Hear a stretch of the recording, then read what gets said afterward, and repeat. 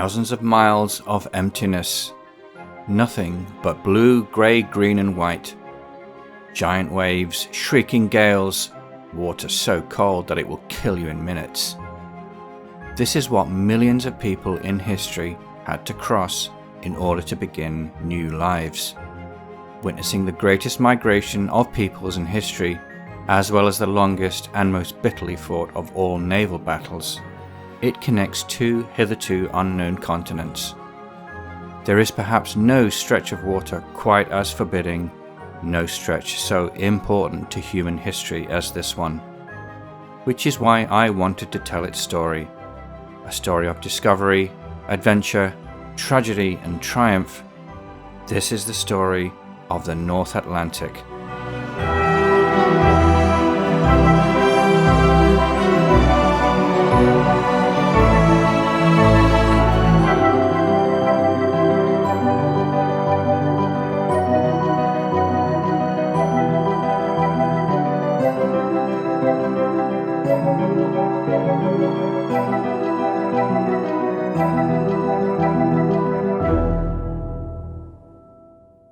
The North Atlantic Ocean, separating Europe from North America from 3,000 kilometers at its narrowest to 7,000 at its widest, it is today just a fraction of a day's travel away. But for thousands of years in the past, this stretch of turbulent water acted as a total barrier of separation between ancient peoples.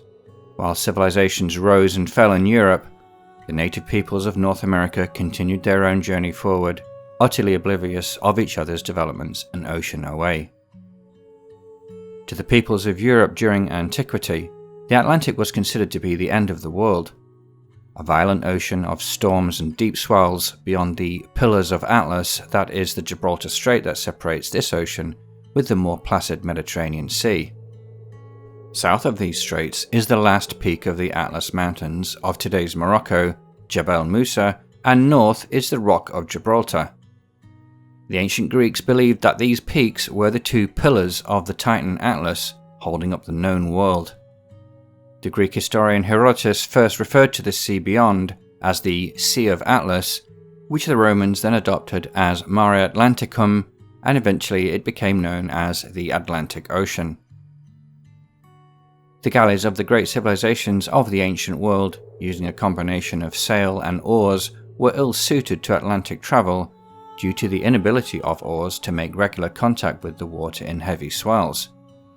Some evidence suggests that the sea trade between the British Isles and the Mediterranean did occur via ship, however, and the most likely candidate for these traders were the Phoenicians originating from today's Lebanon. There have been many theories advanced in recent decades that the ancient world had contact with North America, whether it was Egyptians, Greeks or Romans, but these theories have not been accepted in peer-reviewed historical journals. In later antiquity, the Navigatio, an Irish book of the 6th century AD, tells of the monk St. Brendan undertaking a long sea voyage in search of the Garden of Eden or the mythical land of Tir na Nog to the far west of Ireland in that nation's folklore that some have compared to a voyage to North America across the Atlantic. But the only source of this journal is the story written down by the monks of the time, and we cannot know for certain if indeed the voyage occurred at all, and if the places described in the Navigatio relate to places within North America. The first confirmed crossing of the Atlantic from Europe to North America did not occur for another 5 centuries after St. Brendan. The Vikings of Scandinavia had developed the most advanced ships in the world at that time.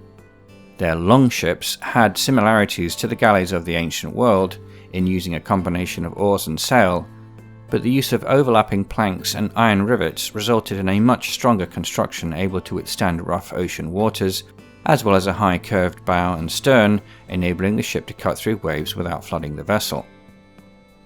The Vikings had used these ships to expand their influence through raiding and settlement well beyond Scandinavia during the Viking Age of the 9th to 12th centuries.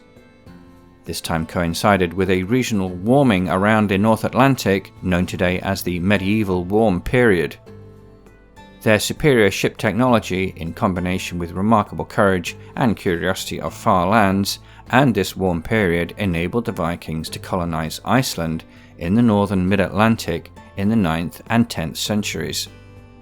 According to the Norse sagas of the time, the mariner Eric the Red of Norway had been exiled from Iceland over a murder and, sailing west, settled on the southern tip of Greenland, which he named around 982 AD. The favourable climatic conditions of the time meant farming was possible this far north, but much later, with the onset of cooler conditions some 4 centuries later, contact with that colony was eventually lost. Prior to that outcome, however, either as a result of being blown off course on the way back to Greenland from Norway, or part of a deliberate expedition to follow up on a supposed earlier sighting of the Canadian coast by another Viking mariner, Eric the Red's son, Leif Erikson, was the first European to set foot upon North America somewhere between today's Newfoundland and Labrador around the year 1000 AD. He named the land Vinland after sighting a valley containing many vines and grapes, and the area was settled for some time after, confirmed only in recent living memory by the discovery of the Viking settlement at L'Anse-aux-Meadows in Newfoundland in 1960. It is still unknown what happened to that Viking settlement, but the current consensus is that it was probably inhabited for less than a generation. Because the sagas were not widely known in Europe outside of Norse and Icelandic communities, it is unlikely that the voyages of Eric the Red and Leif Erikson were known to Christopher Columbus, who is universally known for his voyage across the Atlantic in that storied year of 1492. Originally from Genoa in today's Italy, he received sponsorship for his expedition across the Atlantic by the monarchs of the new joint kingdom of Spain, Ferdinand and Isabella.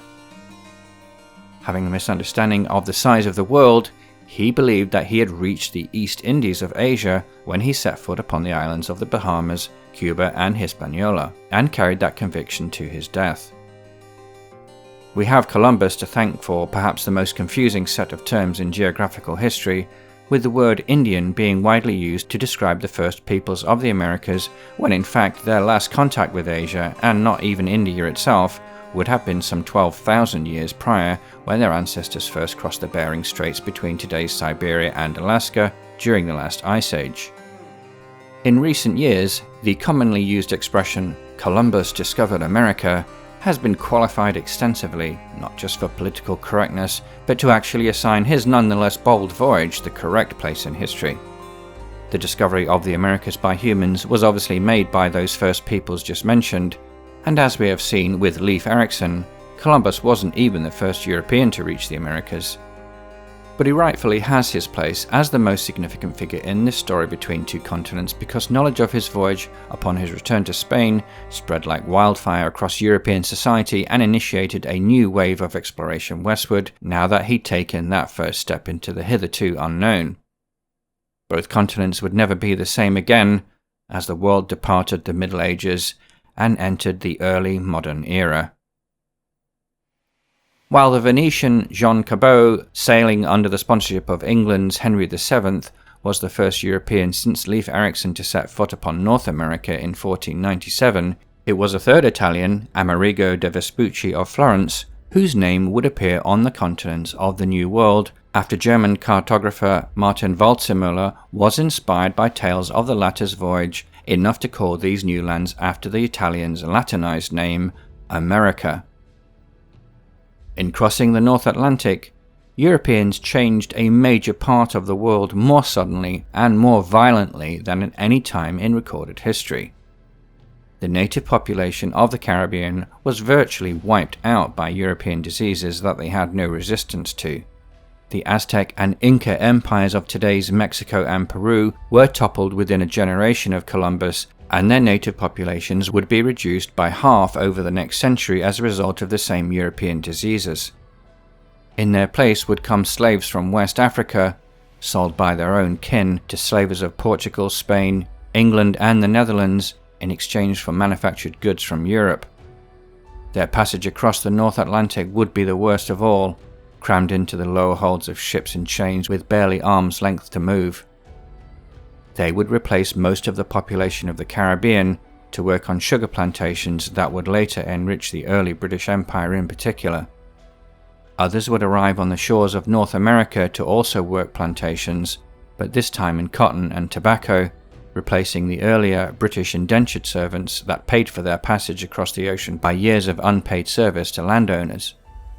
The native peoples of North America, while not suffering the fate of slavery, would still be affected by European diseases, the scourge of introduced alcohol, and be forced off ancestral lands in a series of betrayals by those coming from across the ocean. These were the darker, sadder outcomes of the story of the North Atlantic. For Europeans, however, the prospect of a new continent across the sea was seen by many as an escape from poverty and religious persecution in Europe, and so the initial waves of migration that came in the 16th and 17th centuries were largely driven by reformist religious communities. Such a journey would be a harrowing affair, lasting up to 3 months depending upon weather, upon relatively small ships that would be dwarfed by the infamous swells of the North Atlantic.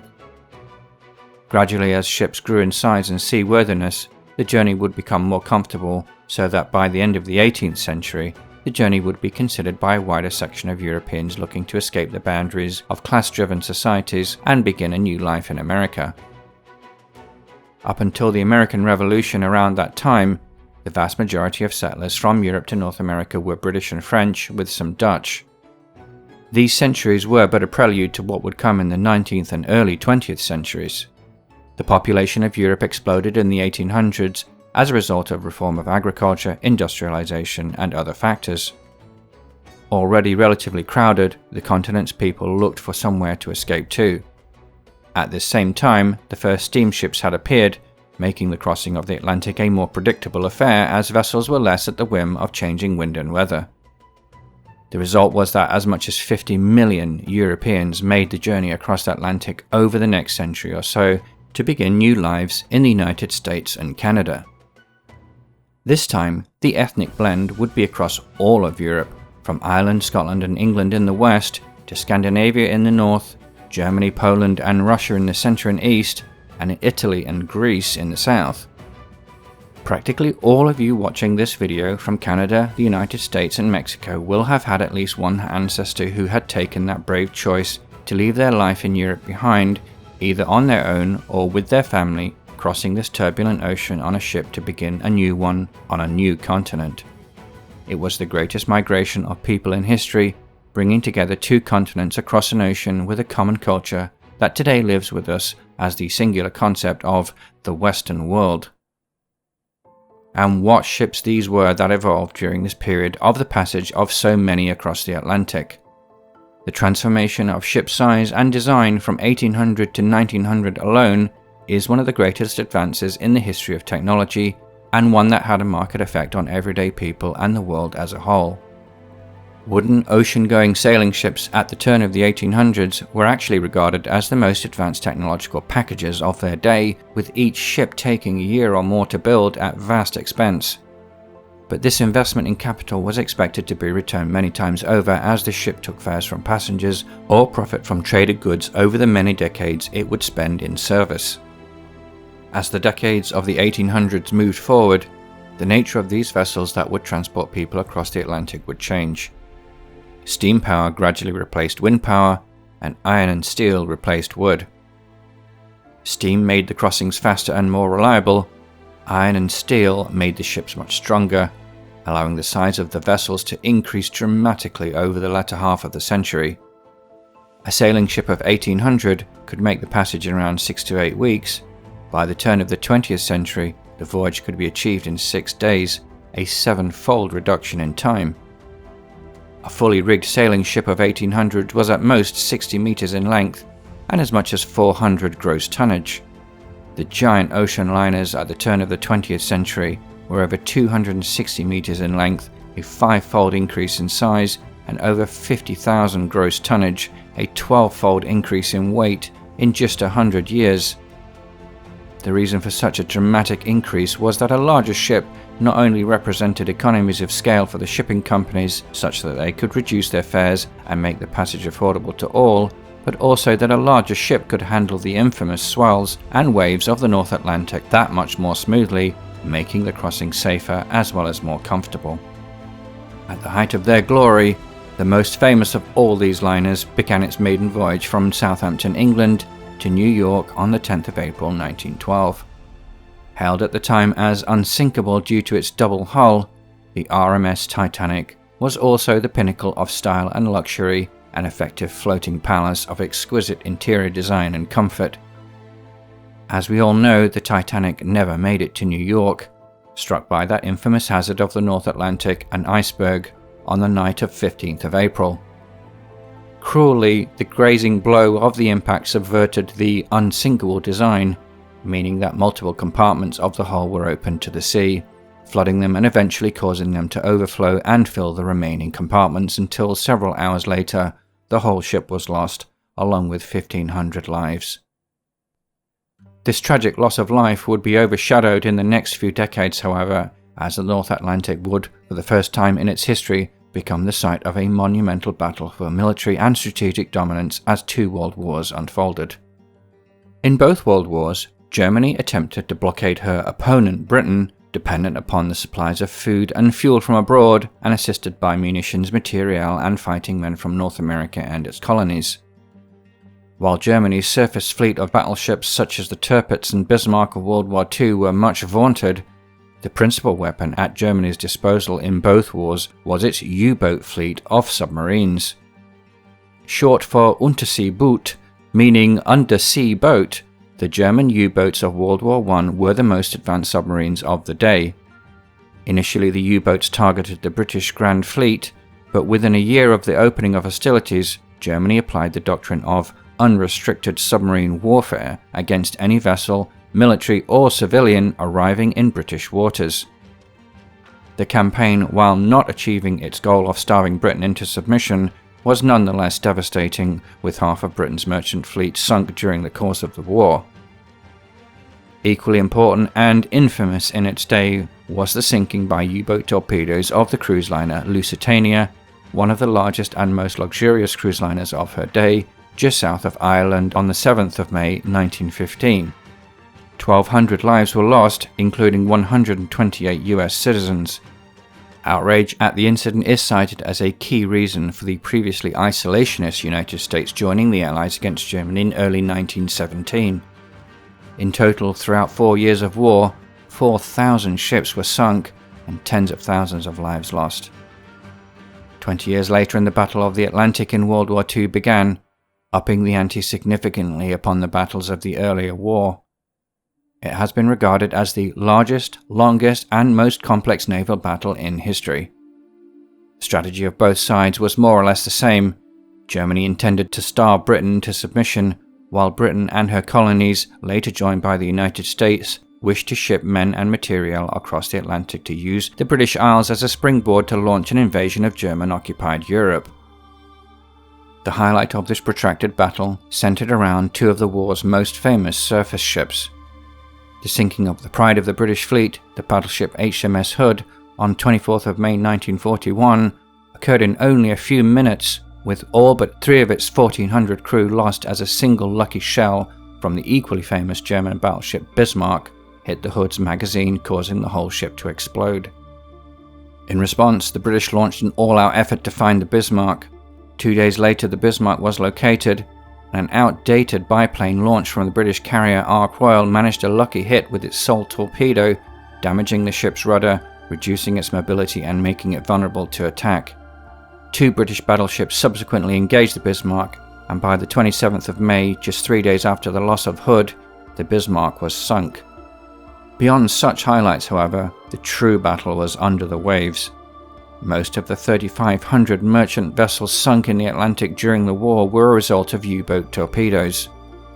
The German response to Allied merchant shipping being escorted by armed naval vessels was to hunt together in wolf packs, especially in the mid-Atlantic gap where there was no air cover.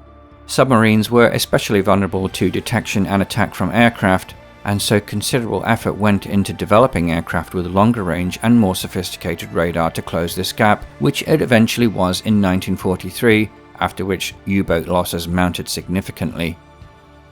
But perhaps the most significant advance in technology from the Battle of the Atlantic, and possibly the entire war, came with the application of first-generation computers by British engineers' successful attempt to break the Enigma code used by U-boat submarines to encrypt their coordinated attacks. This secret battle of numbers and codes was only revealed in the 1990s and advanced the development of computer systems by at least a decade, the effects of which undoubtedly changed our world today. More than 100,000 lives were lost in the Atlantic between 1939 and 1945, with about a third each between Allied naval crews, Allied merchantmen, and U-boat crews respectively. The fatality rate of U-boat crews of 75% was the highest of any of the armed forces of Germany in World War II. After the war, the North Atlantic once again resumed as the channel of civilian traffic between the two continents. Ocean liners continued to dominate passenger traffic for a time, but this would all change during the 1950s and 60s with the development of the jet airliner.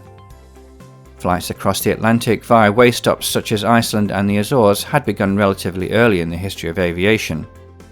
Charles Lindbergh's solo crossing of the ocean by the custom-built monoplane Spirit of St. Louis in 1927 made him one of the greatest celebrities of his era. And throughout the 1930s and 40s, piston-engine airliners had been making the crossing. But the cost of a transatlantic airline ticket was beyond the means of most, and the journey in the lower atmosphere compared to today's airliners was turbulent and uncomfortable. Journey times gradually improved from a whole 24 hours in the 1930s down to about 8 to 12 hours in the 1950s. But the development of jetliners in the 1950s, initially the British de Havilland Comet, and later the perfected Boeing 707, cut journey times to today's standards, with a flight between New York and London now only taking 7 hours. With ocean liners still taking several days, there was no competition, despite the still high cost of air travel among the so-called jet set.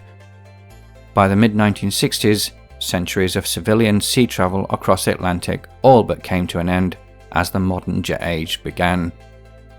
For a few decades between 1976 and 2003, this time was halved again, down to only 3.5 hours, as the Anglo-French supersonic airliner Concorde plied its handful of routes between New York and Washington, London and Paris at twice the speed of sound. In this, most beautiful of all engineered artifacts of humans, we could see the time taken to cross this ocean fall from 3 months to the same number of hours.